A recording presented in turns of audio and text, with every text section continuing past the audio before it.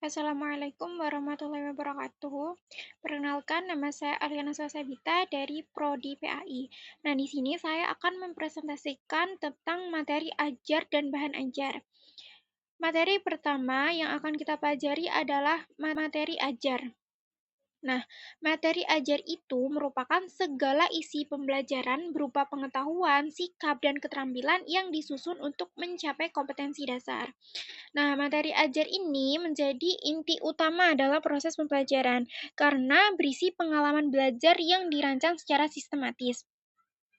Materi ajar ini merupakan segala bentuk bahan yang digunakan untuk membantu guru dalam melaksanakan kegiatan belajar mengajar. Bahan yang dimaksud itu bisa berupa bahan tertulis maupun bahan tidak tertulis. Nah, selanjutnya yaitu bahan ajar itu merupakan segala bentuk alat atau sumber belajar yang membantu guru dan siswa. Dapat berupa teks, modul media digital seperti video, PPT, Canva, dan lain sebagainya, yang disusun secara terstruktur dan menarik. Dapat dikatakan juga bahwa bahan ajar adalah seperangkat materi yang disusun secara sistematis sehingga tercipta lingkungan atau suasana yang memungkinkan siswa belajar dengan baik dan dapat mudah memahami apa yang kita sampaikan. Seperti itu. Selanjutnya yaitu prinsip pemilihan materi dan bahan ajar. Nah, di sini kita akan belajar tentang beberapa prinsip yang harus kita perhatikan ketika kita menyusun materi pelajaran atau bahan ajar. Yang pertama yaitu prinsip relevansi atau sesuai kompetensi. Maksudnya adalah materi pembelajaran itu hendaknya relevan dengan pencapaian standar kompetensi dan kompetensi dasar. Nah, yang kedua yaitu prinsip konsistensi. Nah, misalnya, kompetensi dasar meminta kemampuan siswa untuk menguasai 3 macam konsep. Nah, maka materi yang disajikan itu juga harus berupa 3 macam konsep tersebut. Seperti itu. Selanjutnya yaitu prinsip kecukupan atau tidak terlalu banyak dan tidak terlalu sedikit. Artinya, materi yang kita sajikan itu hendaknya cukup memadai untuk mencapai kompetensi dasar. Materinya itu tidak terlalu sedikit dan tidak terlalu banyak. Nah, jika terlalu sedikit itu, kemungkinan besar siswa tidak akan dapat mencapai kompetensi dasar dengan memanfaatkan materi tersebut. Begitu juga sebaliknya. Nah, selanjutnya yaitu prinsip sistematis. Artinya, disusun menurut suatu alur tertentu. Contohnya, dari yang mudah menuju yang susah, dari yang sederhana ke yang rumit, dari yang khusus menuju yang umum, seperti itu. Selanjutnya yaitu prinsip kontinuitas. Nah, prinsip ini itu prinsip yang ada hubungan fungsional antara materi satu dengan materi yang lainnya. Yang terakhir yaitu motivasi dan memberi umpan balik. Nah, dengan adanya motivasi belajar yang tinggi, itu merupakan salah satu faktor penentu keberhasilan belajar. Dan umpan balik yang positif, jika kita memberikan umpan balik yang positif terhadap siswa, itu akan memberikan penguatan pemahaman kepada siswa yang lebih dalam. Seperti itu. Selanjutnya yaitu kita akan mempelajari tentang langkah-langkah dalam pemilihan materi dan bahan ajar. Nah, pemilihan materi pembelajaran itu bukan sekedar kegiatan administratif, melainkan sebuah strategi instruksional untuk memastikan kualitas pembelajaran. Yang pertama, yaitu kita harus melakukan analisis kurikulum. Ini merupakan langkah pertama dan yang paling utama dalam melakukan analisis terhadap SK dan KD. Nah, seorang guru itu harus mampu menerjemahkan apa yang diinginkan oleh kurikulum ke dalam bentuk materi. Yang kedua yaitu mengidentifikasi jenis materi. Nah, setelah tujuan tadi dipahami, para guru itu harus mengidentifikasi ranah materi tersebut. Apakah itu lebih bersifat pengetahuan, pembentukan sikap, atau keterampilan. Selanjutnya yaitu pemetaan. Nah, setelah dua langkah tersebut, para guru itu harus membedah isi materi ke dalam struktur yang lebih detail. Selanjutnya yaitu cetak relevansi dan konsistensi. Relevansi dan konsistensi. Nah, pada tahap ini itu dilakukan cross-check antara materi yang sudah dipetakan dengan kebutuhan siswa. Nah, prinsip konsistensi ini harus diterapkan. Artinya, jika kompetensi dasar menuntut siswa untuk menguasai 3 kemampuan, maka materi yang dipilih juga harus mencakup 3 hal tersebut secara seimbang. Selanjutnya, yaitu kita memilih sumber belajar. Langkah terakhir adalah memilih sumber belajar yang akan dijadikan bahan baku materi. Para guru itu harus jeli memanfaatkan berbagai sumber, mulai dari sumber primer seperti hasil penelitian di jurnal ilmiah, hingga sumber sekunder seperti buku teks atau ensiklopedia. Nah, selain itu, pemilihan sumber belajar juga harus mempertimbangkan aspek ketersediaan dan kemudahan akses bagi siswa, baik itu dalam bentuk cetak maupun sumber digital berbasis internet. Yang terakhir yaitu sesuaikan waktu dan kedalaman materi. Langkah tambahan yang sering diabaikan adalah menyesuaikan kedalaman materi dengan ketersediaan waktu. Para guru itu harus mampu memilah mana materi yang esensial atau wajib dikuasai dan materi yang pengayaan atau materi tambahan. Hal ini bertujuan agar proses belajar mengajar tetap efektif dan tidak terburu-buru, sehingga siswa memiliki waktu yang cukup untuk mengolah informasi yang diterima. Selanjutnya yaitu cakupan materi, yang berisi ada aspek kognitif, afektif, dan psikomotorik. Yang pertama yaitu aspek kognitif.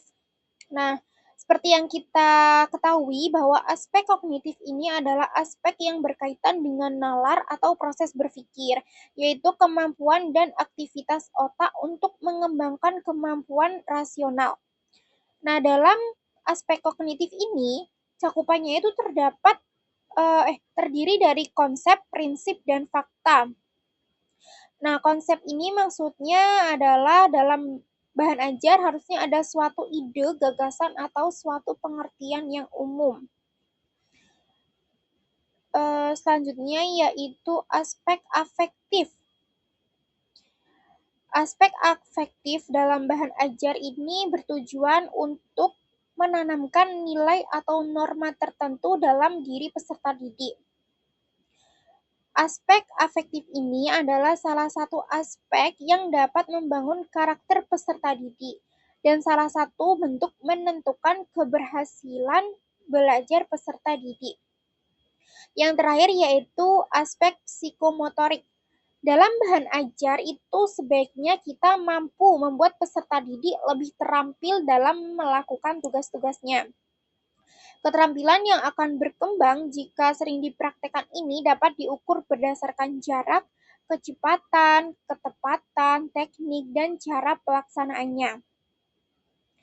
Nah, dalam penentuan cakupan juga perlu memperhatikan prinsip-prinsip yang akan digunakan untuk menentukan cakupan materi mengenai keluasaan dan kedalaman materi. Seperti itu. Selanjutnya yaitu pengembangan materi dan bahan ajar. Nah, di sini kita akan menggunakan model ADDIE ya, yang A-nya adalah analisis. Yang pertama yaitu ada analisis kebutuhan. Nah, analisis kebutuhan ini dilakukan untuk mengetahui kebutuhan pengembangan. Analisis kebutuhan itu dapat dilakukan dengan cara melakukan studi lapangan untuk menganalisis masalah atau hambatan yang dialami oleh pendidik atau peserta didik dalam proses pembelajaran. Dan juga kita dapat menentukan solusi untuk permasalahan tersebut. Yang kedua yaitu menganalisis kurikulum. Nah, analisis kurikulum ini dilakukan untuk mengetahui kurikulum yang digunakan di sekolah tersebut.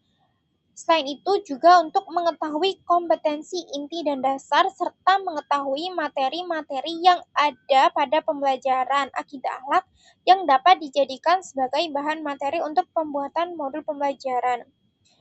Yang selanjutnya yaitu D-nya desain atau perencanaan. Pada tahap ini, kita menyusun rencana pembuatan modul yang diawali dengan pemilihan format dan bagian modul itu disesuaikan dengan analisis kebutuhan dan karakteristik. D-nya lagi yaitu development atau pembuatan dan validitas. Pada tahap ini itu dilakukan proses validasi terhadap produk modul dengan melibatkan beberapa pihak yang berkompeten di bidangnya.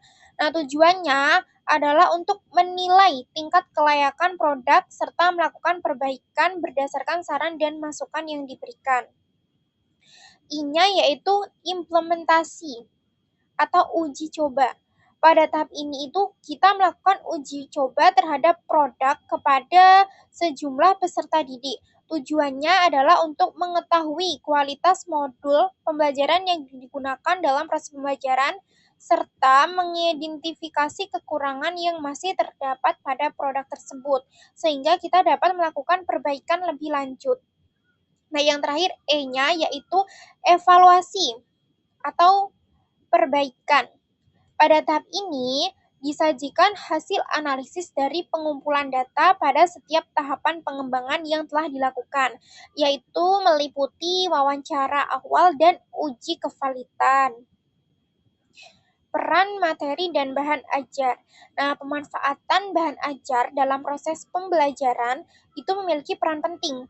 Selain berperan bagi guru, ada juga peran bagi siswa dalam pembelajaran. Nah, yang pertama yaitu kita akan membahas peran materi dan bahan ajar bagi guru. Yang pertama yaitu menghemat waktu guru dalam mengajar. Nah, dengan adanya bahan ajar, itu siswa dapat ditugasi mempelajari terlebih dahulu topik atau materi yang akan dipelajari, sehingga guru tidak perlu menjelaskan secara rinci lagi. Yang kedua yaitu mengubah peran guru menjadi fasilitator. Nah, dengan adanya bahan ajar ini, dalam kegiatan pembelajaran, maka guru lebih bersifat memfasilitasi siswa daripada penyampai materi pembelajaran. Yang terakhir yaitu membuat pembelajaran lebih efektif dan interaktif. Nah, dengan adanya bahan ajar ini, pembelajaran itu akan lebih efektif karena guru memiliki banyak waktu untuk membimbing siswanya dalam memahami suatu topik pembelajaran dan juga metode yang digunakannya itu bisa lebih variatif dan interaktif karena guru itu tidak cenderung berceramah gitu. Nah, selanjutnya yaitu peran bagi siswa. Yang pertama yaitu mempermudah siswa dalam memahami materi. Yang kedua yaitu meningkatkan motivasi belajar. Nah, bahan ajar yang menarik itu dapat menumbuhkan minat dan semangat belajar bagi siswa. Yang ketiga yaitu melatih berpikir kritis. Itu dapat membantu siswa mengingat, memahami, dan menguasai konsep dengan lebih baik. Tidak hanya mengingat, tapi juga memahaminya. Yang keempat yaitu mendukung berbagai gaya belajar. Nah, jadi itu gaya belajarnya itu tidak monoton. Bisa juga dengan visual, auditori, dan kinestetik. Yang terakhir yaitu membantu evaluasi pemahaman. Nah, bahan ajar itu membantu siswa mengukur tingkat pemahaman yaitu dengan melalui soal atau latihan-latihan yang diberikan guru. Seperti itu. Cukup sekian yang dapat saya sampaikan. Mohon maaf apabila terdapat tutur kata yang salah. Dan jika ada kritik dan saran bisa diberikan. Seperti itu. Wassalamualaikum warahmatullahi wabarakatuh.